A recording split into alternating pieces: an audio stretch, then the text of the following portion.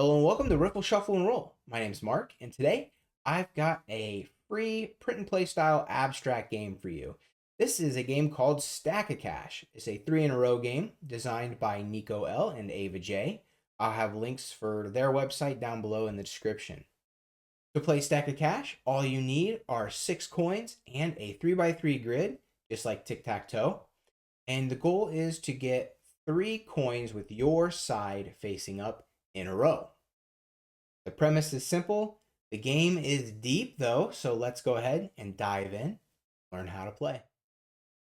To play Stack of Cash, all you need is a 3x3 tic-tac-toe grid and 6 coins. You will have large, medium, and small coins, and you'll have 2 of each size. One player will be heads, the other will be tails, and you will flip to see who goes first. Tails goes first for this example. On a player's turn, you have a few options. So let's go through what your options are, and then we will get to an example game. The first option you have is to place any available piece onto the board. So we'll have tails take a quarter and place it dead center with the tails side up. Now it is heads' turn, and we'll have them do the same move. We'll have them take an available piece and place it on the board with the heads side up. When placing pieces onto the board, it is possible to stack them. And when you stack a piece, it must be smaller than the piece below it. So for example, if tails were to go, they could take a nickel and place it on top of this quarter. Or they could play a penny on top of the nickel. Again, the coin that you put on top must be smaller than the one below it. So in this game, the biggest stack possible would be 3 coins. So for this turn, we're going to go ahead and have tails place a penny right here on top of the nickel. Now the other option a player has is to move or flip or both any piece on the board, and if it's on a stack, it has to be the top piece. Now there is one caveat to that. A player cannot move or flip a piece that was just placed. So this penny is off limits for the heads player. Well, they're going to go ahead and flip this quarter over to the heads side, and that is their turn. Now it is tails' turn again, and they are also unable to move or flip, or both, the piece that was just recently moved or flipped or placed. So the previous player flipped this quarter. Now that quarter is off limits to the tails player. However, they can still stack on top of it. So they could take this penny and put it on top like that. And now they've got a 2 in a row going.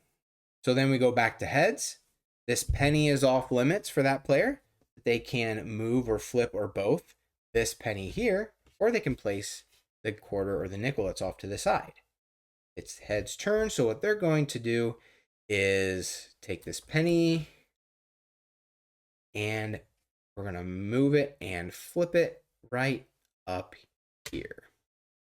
And those are your options for play. Let's go ahead and continue this game and see it till its end. It is tails' turn again, so they're going to go ahead and block this. Our heads player is going to place a quarter here. So tails is going to move this penny over here. And heads is going to move their quarter up and win the game. 3 in a row. And that's Stack of Cash. The rules are simple. You have 2 choices on your turn, and once all the coins are on the board, you really only have 1 option for your turn. And this is the perfect sort of game. This is exactly what I like to play. The game loop is incredibly simple, but your choices are very, very important. I think this is really neat.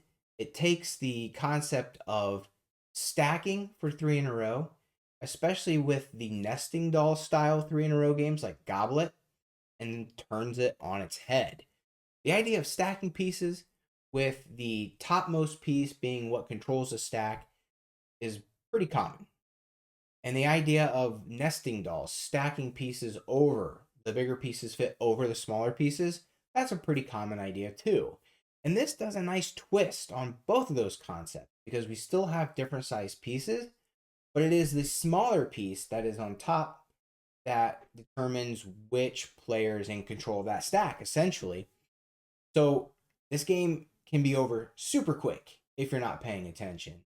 And when you are not in control, you can really feel it because you have to respond to the setup on the board by moving a coin or flipping a coin, doing something to change and take away that 3 in a row setup that your opponent had.